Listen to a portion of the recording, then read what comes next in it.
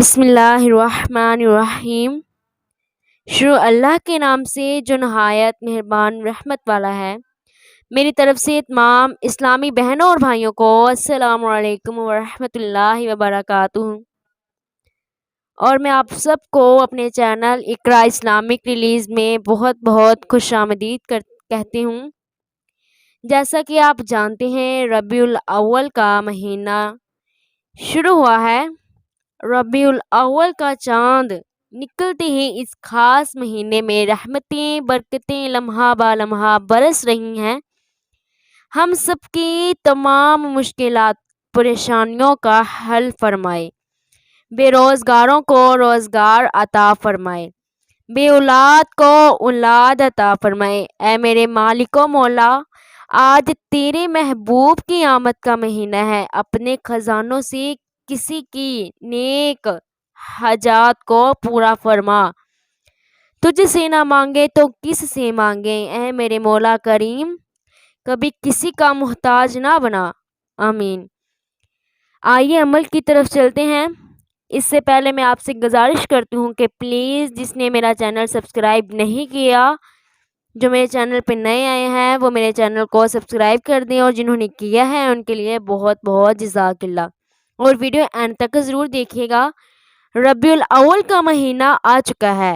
اس مہینے کے مصطفیٰ کی غلام رب کعبہ کے پیارے محبوب صلی اللہ تعالیٰ علیہ وآلہ وسلم کی پیاری امت تڑپ کر پورا سال انتظار کرتی ہے۔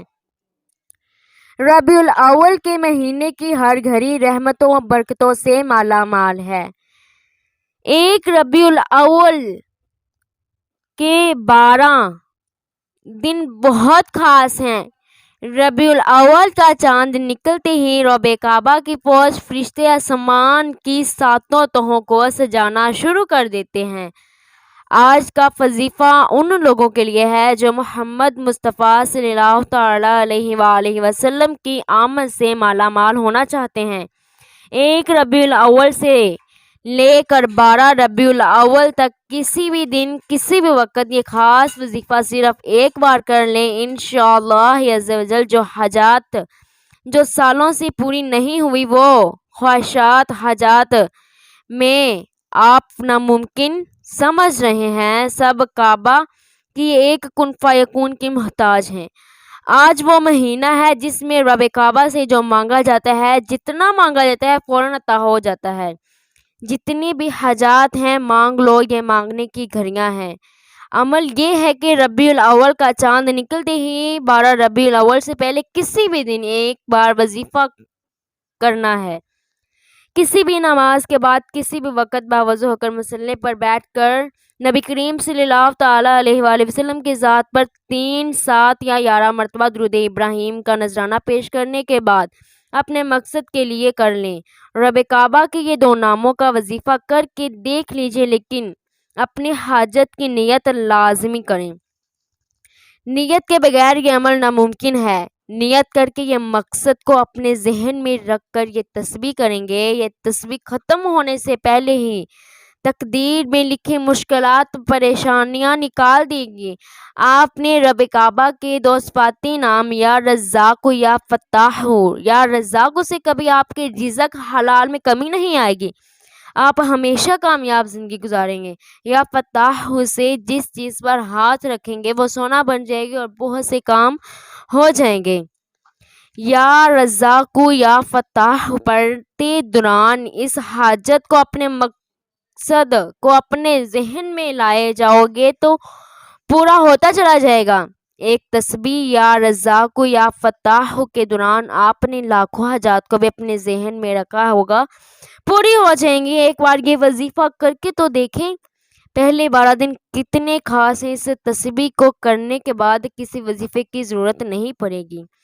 یا رزاق یا فتاح کو ملا کر پڑھا تو 1 مرتبہ ہوا، یا رزاق یا فتاح کو ملا کر پڑھا تو 2 مرتبہ ہوا۔ اسی طرح سے آپ نے یا رزاق یا فتاح کو 100 دانوں کی ایک تسبیح کرنی ہے۔ اس عمل کو کرنے کے بعد آپ مصلی پر بیٹھ کر یا چلتے پھرتے بھی 21 بار اپنی انگلی پر سورۃ الکوثر پڑھیں گے۔ سورۃ الکوثر بند تقدیر کے تالے ہوتے ہیں۔ سورۃ الکوثر تقدیر میں لکھی پریشانیوں کو ختم کر دیتی ہے۔